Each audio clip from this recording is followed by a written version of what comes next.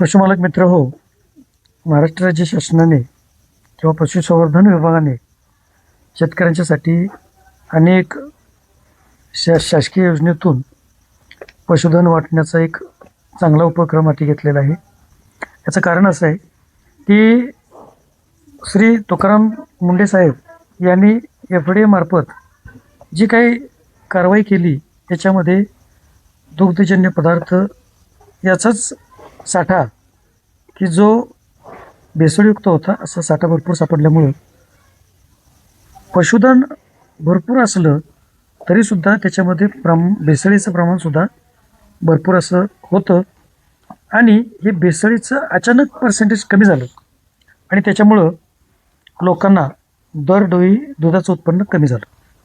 पर्यायानं शासनाला आता पुन्हा दुधाचं उत्पादन वाढवण्याची गरज निर्माण झाली आणि ती जर पूर्ण करायची असेल तर पुन्हा पशुधन वाढवलं पाहिजे आणि दुधाचं उत्पादनसुद्धा वाढवलं पाहिजे.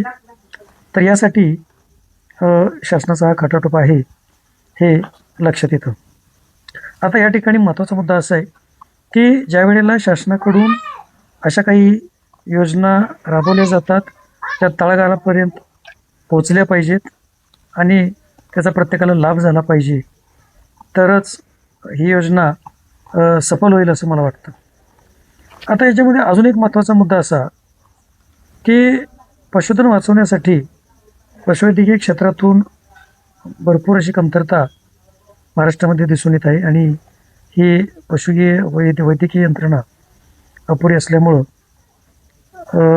पशुधन मुळातच धोक्यात होतं आणि अजूनही ती धोक्यात येण्याची शक्यता आहे.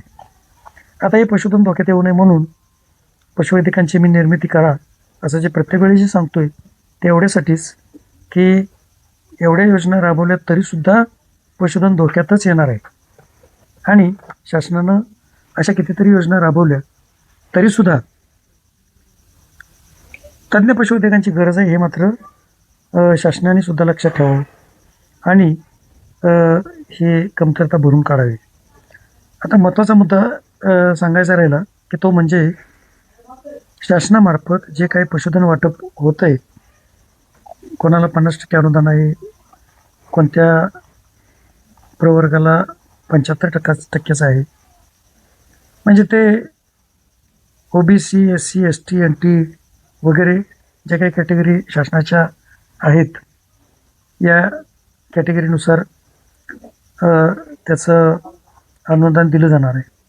परंतु मित्रांनो, मी एक शासनाला या व्हिडिओच्या माध्यमातून विनंती करतो की जे काही डिप्लोमाधारक जे आहेत त्यांना शासनाने जरी सर्टिफिकेट प्रदान केलं, जरी त्यांना प्रॅक्टिसचा परवाना दिला, रजिस्ट्रेशन दिलं, तरीसुद्धा यांच्या बुद्धिमत्तेची पातळी त्याच लेवलची राहणार आहे आणि म्हणून शासनाने कमी पर्सेंटेजचे परंतु BVC MVC या साईडला पुढे जाणारे जे विद्यार्थी आहेत अशांना प्राधान्य द्यावं, काही अटी शिथिल कराव्यात आणि हे उणीव भरून काढावी तरच पदवीधर असे चांगले पशुवैद्यक भविष्यामध्ये चांगली सेवा देऊ शकतील.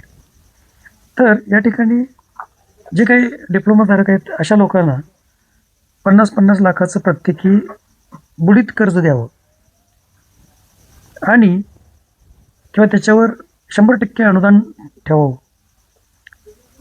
स्वतंत्र गोठा उभारून द्यावा, गाई म्हशी घेऊन द्याव्या आणि त्यांना स्वतः पशुपालनास प्रवृत्त करावं. त्या बाजूनेही शासन उत्पादन वाढवू शकतं आणि अशा अज्ञान पशुवैद्यकांच्याकडून होणारे धोकेसुद्धा थांबू शकतात किंवा रोखले जाऊ शकतात. तर माझ्या या व्हिडिओवर शासनानं विचार करावाच आणि तुम्हीही हे व्हिडिओ पाहणारे सर्वच यांनी कमेंटमध्ये मला माझ्या विचाराबद्दल जरूर कळवा. धन्यवाद. डॉक्टर प्रकाश पवार, कराड.